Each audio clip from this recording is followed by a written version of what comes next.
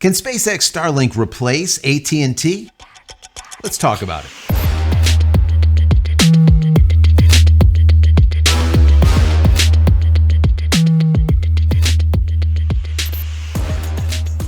Hey everybody, welcome back to the channel. Thank you so much once again joining me for tea time. Today we have a little bit of fireside. That smokiness, so good. I hope you're joining me with your cup of tea, maybe a cup of coffee, hanging out, talking tech, talking photo, talking video. Today is a technology day. I want to talk to you a little bit about AT&T and the outage that just occurred a couple of days ago.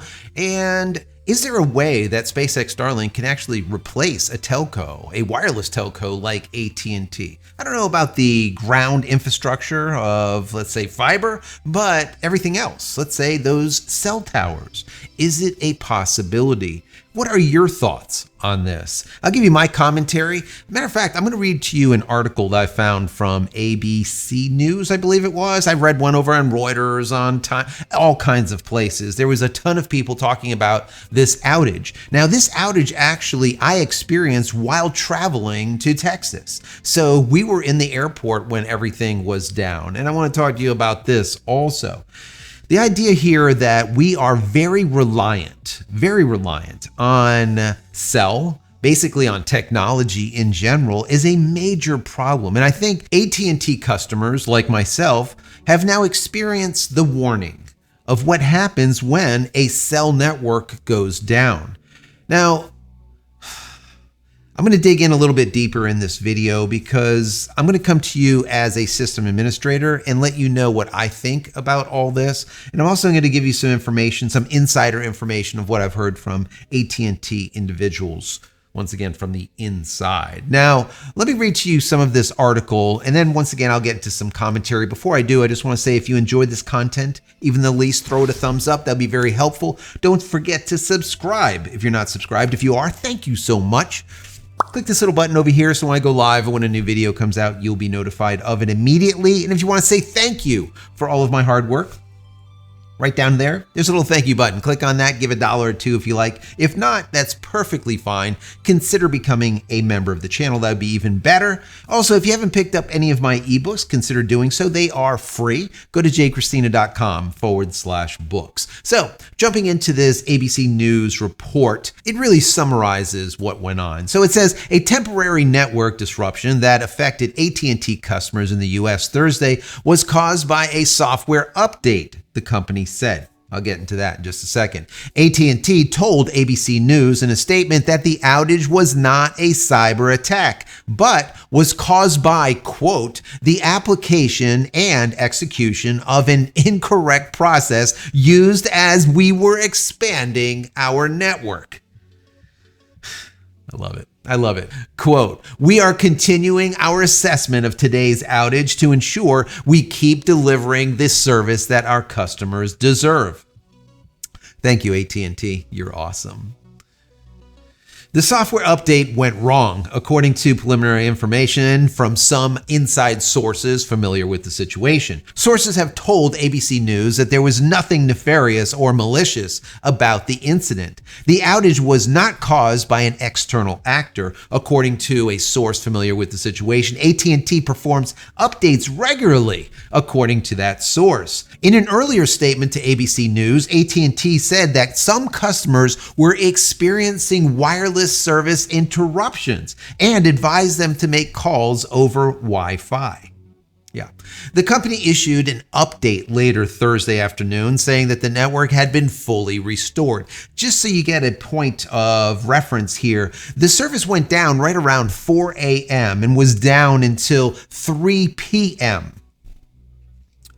11 hours. All right, guys, it was 11 hours. Quote, we have restored wireless service to all of our affected customers, all our customers. We sincerely apologize to them. Keeping our customers connected remains our top priority, and we are taking steps to ensure that our customers do not experience this again in the future. This is what the company said on a statement on X. Two sources briefed on the situation told ABC News that the FBI and the Department of Homeland Security, or DHS, among other agencies, had been urgently investigating to determine whether the AT&T outage was a result of a cyber attack or a hack or simply some sort of technical malfunction.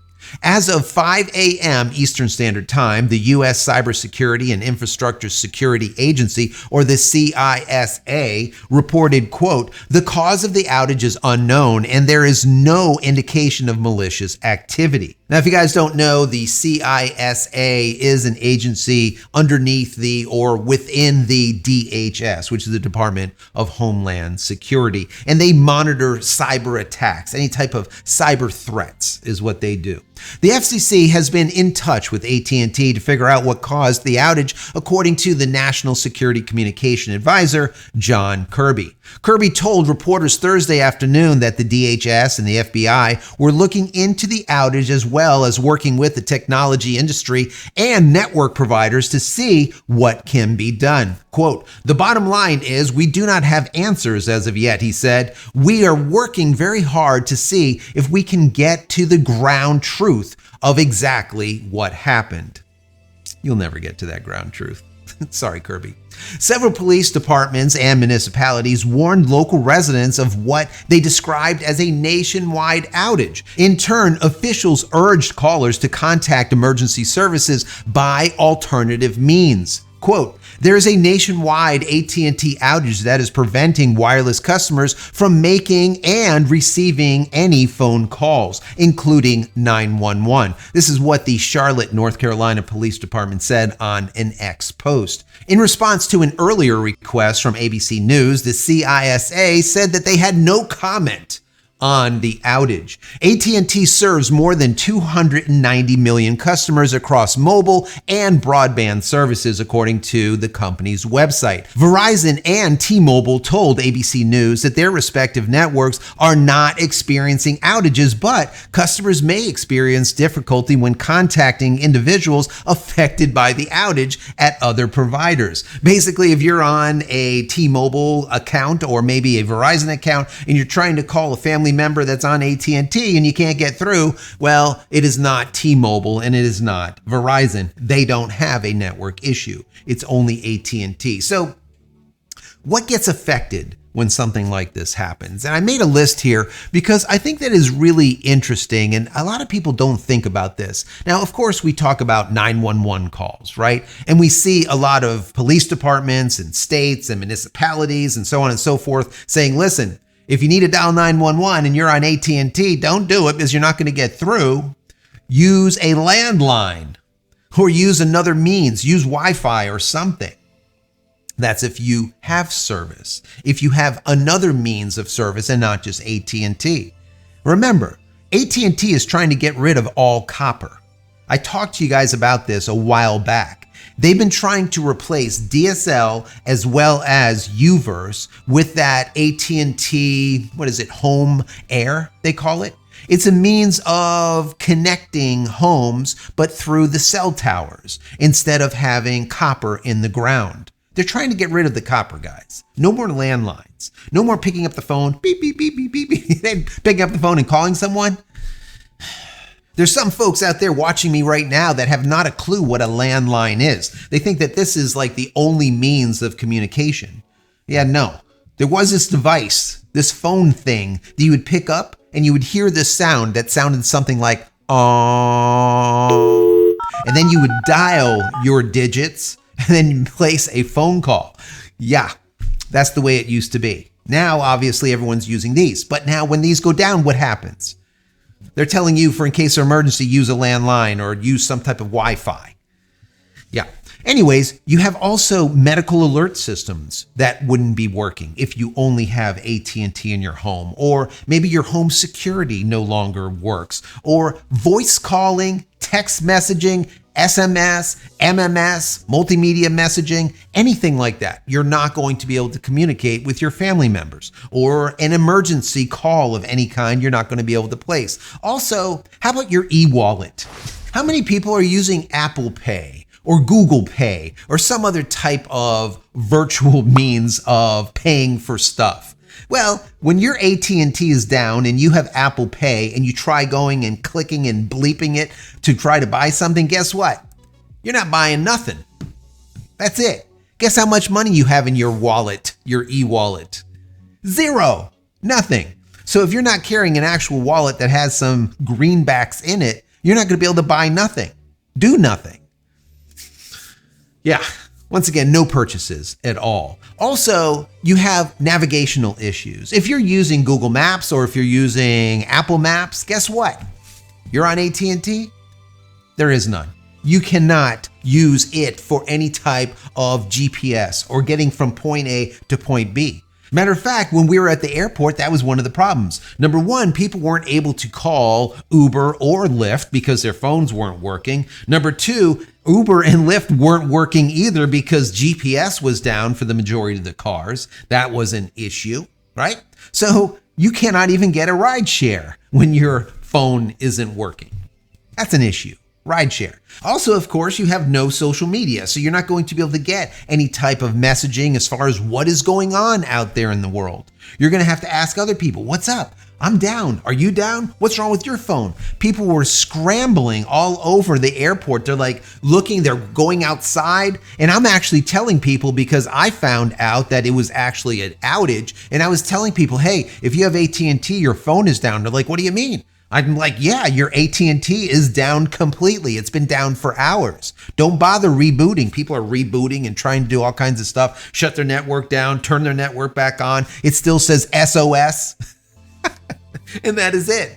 Also, you're not going to be able to call your loved ones, right? So you have no communication with them. So what is going on with them? If there is some type of emergency, you're not going to know about it at all. You're not going to have any means of communication. So I think that this is very interesting that this happened and that they state that it is some type of software update malfunction.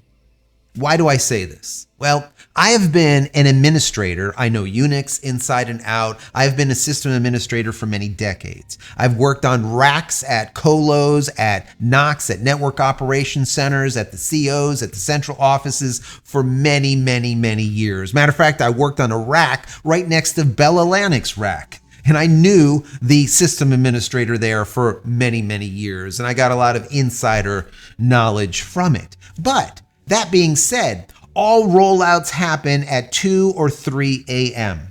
And we see that this outage happened at 4 a.m. That makes sense. But, and this is the big but here, guys, every rollout, every major rollout, I don't care if you're a small business, if you're a bank, or if you're a major service provider, rollouts happen not only in the middle of the morning, 3 a.m. usually, but also they happen beforehand in a sandbox. What the hell is a sandbox? Some place where a kid plays? No, it's a place where tech heads like me play. So we go and introduce software patches in a sandbox to test them weeks prior to going live, days prior to going live, and then finally hours prior to going live. And then when we do go live, like AT&T here, you would go live incrementally. You start out on one side of the coast and you work your way to the other. So if you're going live at 3 a.m. Eastern Standard Time, well, you're also going to go live in Central Time as well as Mountain Time, and then finally in Pacific Time at 3 a.m. What does that mean? Just think about it logically. That means if we go live with a patch in New York or in Florida, where I am, at 3 a.m., that same live patch will happen 4 hours later in Pacific time, in California. All right? So they have 4 hours to know that this software update was screwed. Are you following me here? So there's no way to have a nationwide outage if it's just done at 3 a.m. throughout the entire country. So it just makes it very hard for me to fathom that this actually went down. And this wasn't something malicious from the inside or outside, because there is no system administrator worth their weight in salt that would actually execute any type of update throughout the entire country at one time, at 3 a.m. or here at 4 a.m. and render the entire United States blacked out for 11 hours. 11 hours, guys, 11 hours. It was 4 p.m. the next day when things got fixed. It's ridiculous. And now we hear from AT&T, look, We appreciate your business. I got that on my phone. We appreciate your business. And we're going to give every one of you $5. I'm not kidding. This is the God honest truth. We're going to give every one of you $5. We apologize. Are you shitting me? $5. Anyways, even if this wasn't nefarious and it did happen and someone just literally lost their mind when they rolled out this update, let's just say, I think that at least us customers of AT&T understand how shites the company is, number one. Number two, even if that's not the case, you should understand that technology is just on the cusp of breaking all the time. And that if technology goes down, you lose everything.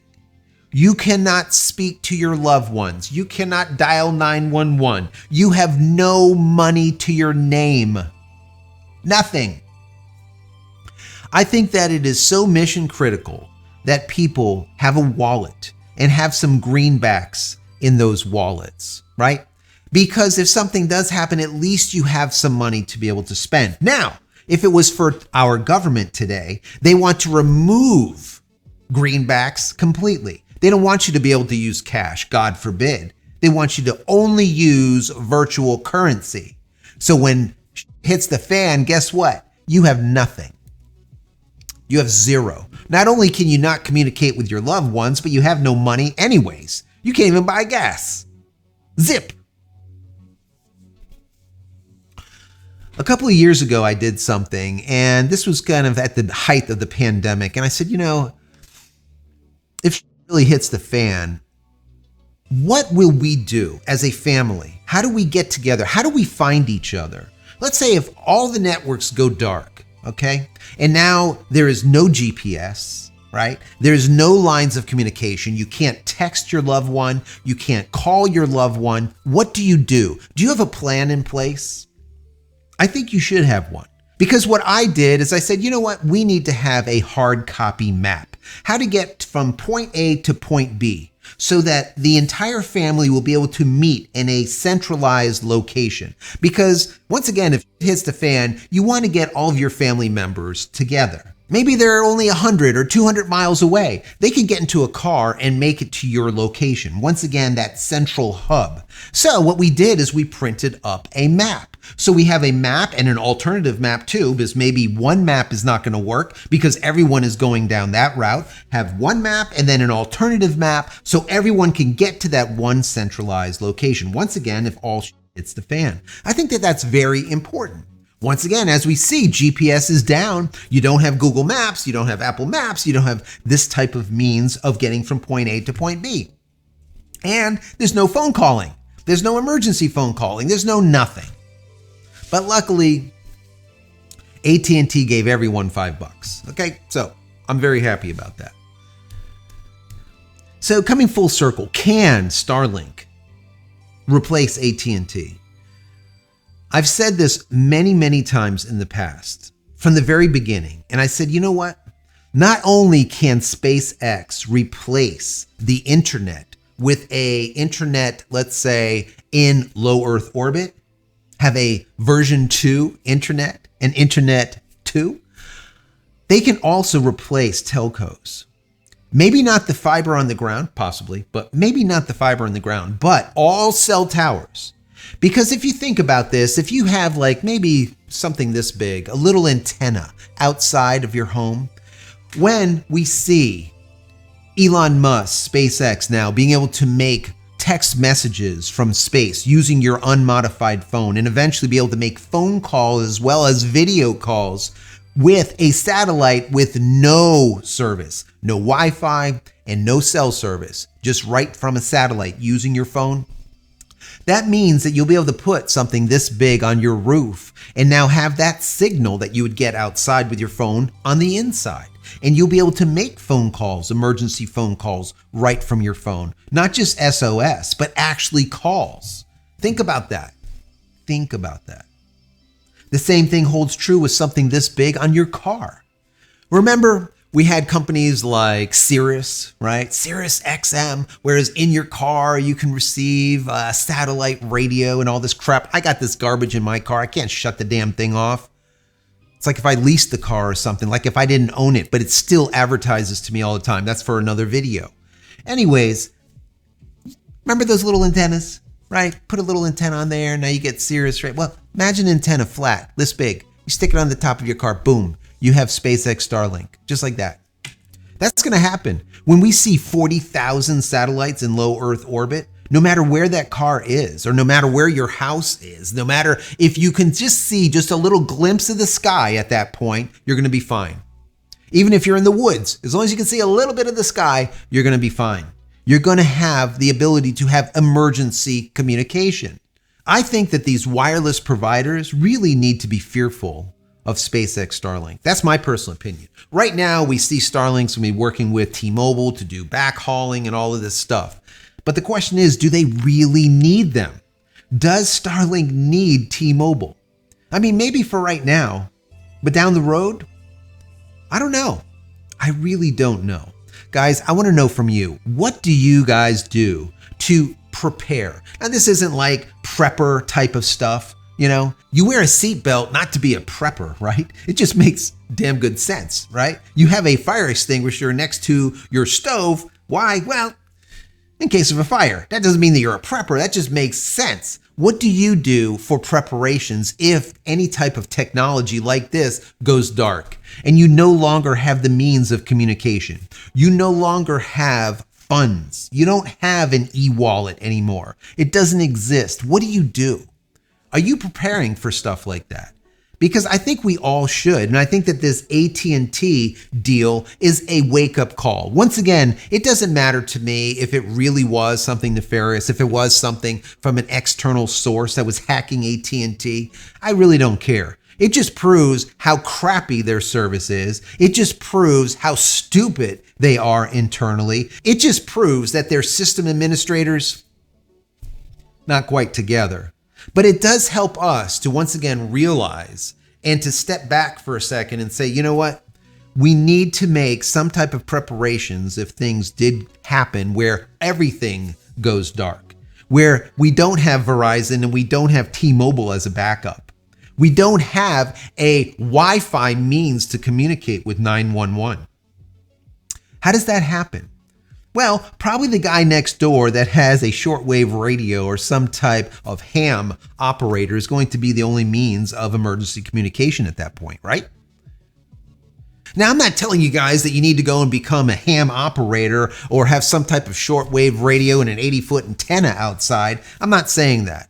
I'm just saying that maybe we need to pause for a moment and think about what we are doing with technology and always have some type of backup. Anyways, down below, I want to hear from you. What are you doing in case of a blackout, some type of nationwide wireless outage? What are you doing? Do you have a plan? Do you have a means to get your family together in case that there is no means of communication? Do you have that plan? What are you doing? Also, do you think that SpaceX Starlink could take over AT&T as a wireless provider? Let's not call it wireless. Let's just call it maybe satellite provider. Is that a possibility? I personally think that it is. Is it a possibility today? No. But within a couple of years, I think AT&T and the rest of the telcos, they really should be shaken in their boots. They don't understand the power of Elon Musk's SpaceX Starlink. I don't think they get it yet. They don't grasp the power of having a mesh network in low Earth orbit of 40,000+ satellites. They don't get that. They don't see it as of yet, but they will. They will see it because it's coming and it's coming quick. So anyways, guys, I want to hear from you. What do you think? Down below, let's have this conversation. Am I crazy? Am I not? What do you think? Do you think that the whole AT&T thing was an internal, some type of software error? Do you think that if that was the case, their system administrators need to be all fired? Do you think that it was some type of cyber attack? What are you doing to secure your family and loved ones and have some type of means of communication, a central hub, a location to meet? so on and so forth. Anyways, guys, once again, down below, let's have this conversation. Head over to my website, JCristina.com, where you can find all the photography tools that I've invented for you and me over the many years. Hopefully there's something there that you might like, and if there is, please pick it up and support me and my family. Check out the tees and my merch and all the rest of the stuff. That would be awesome. Many blessings to you and your family. Stay safe, stay healthy, stay connected, and we'll see you in the next one. Love you all.